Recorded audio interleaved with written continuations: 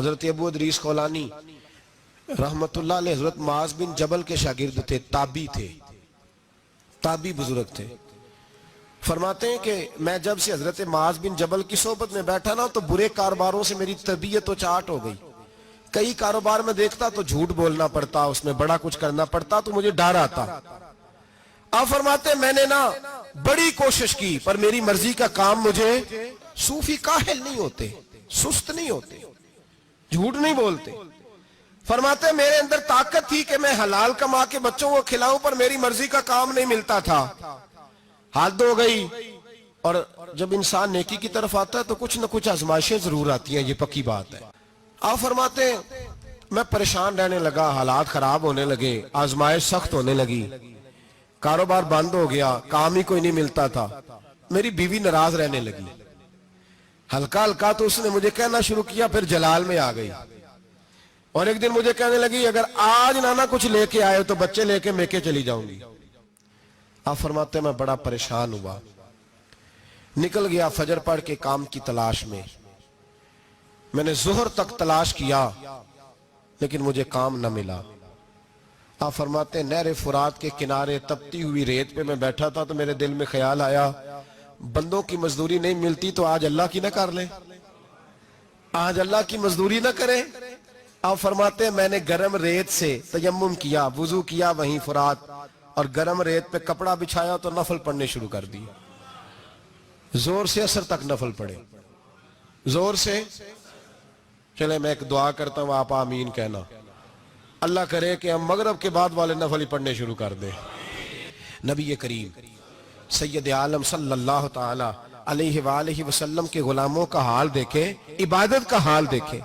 فرماتے ہیں میں نے کہا آج اللہ کی مزدوری کرے، زور سے اثر تک نفل پڑھے گرم ریت پہ، اور جب اثر ہوئی نا تو میں نے اپنے رومال میں نا تھوڑی سی ریت باندھ لی۔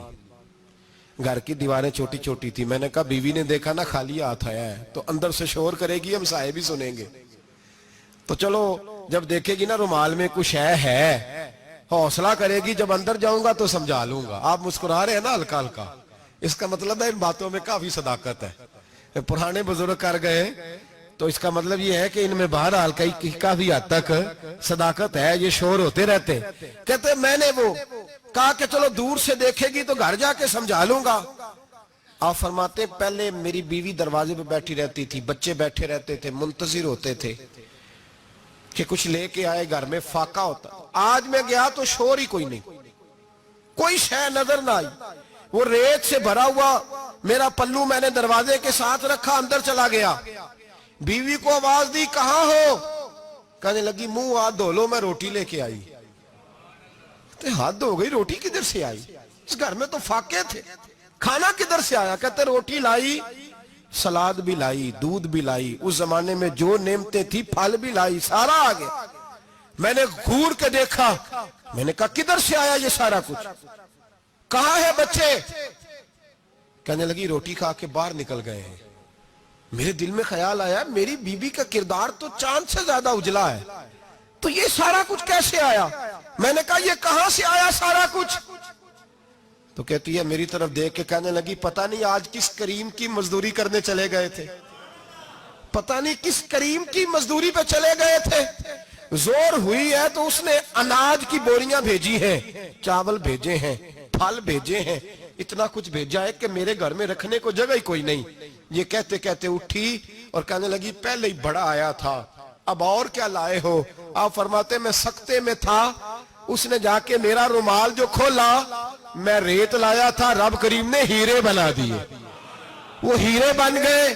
آپ فرماتے کہنے لگی کس کریم کی مزدوری پہ گئے تھے؟ فرماتے میں اٹھا اور کچی زمین پہ سر سجدے میں رکھا، میں نے کہا مالک میں ساری زندگی دنیا راضی کرتا رہا، لوگوں کے دروازوں پہ کھڑا رہا، تعلقات بنا کر تھوڑی سی روزی کے لیے جدوجہد کرتا رہا، دھتکارا گیا، ستایا گیا، مولا میں تو تیرے دروازے پہ آج آیا ہوں، پوری دیہڑی بھی نہیں لگائی، زور سے سر ڈیوٹی کی ہے، اللہ تیری تھوڑی مزدوری کا اتنا اجر ملتا ہے، خدایا تو اتنا نوازتا ہے۔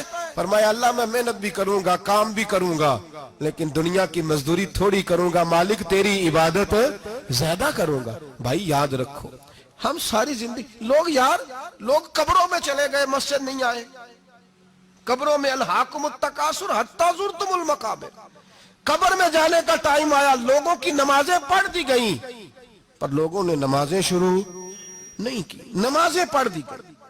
کہیں لے جاؤ، شادی کا موقع ہے تو وہ کراچی جانے کو تیار ہے، لیکن چند فرلانگ پہ مسجد ہے، مسجد جانے کو تیار ہے۔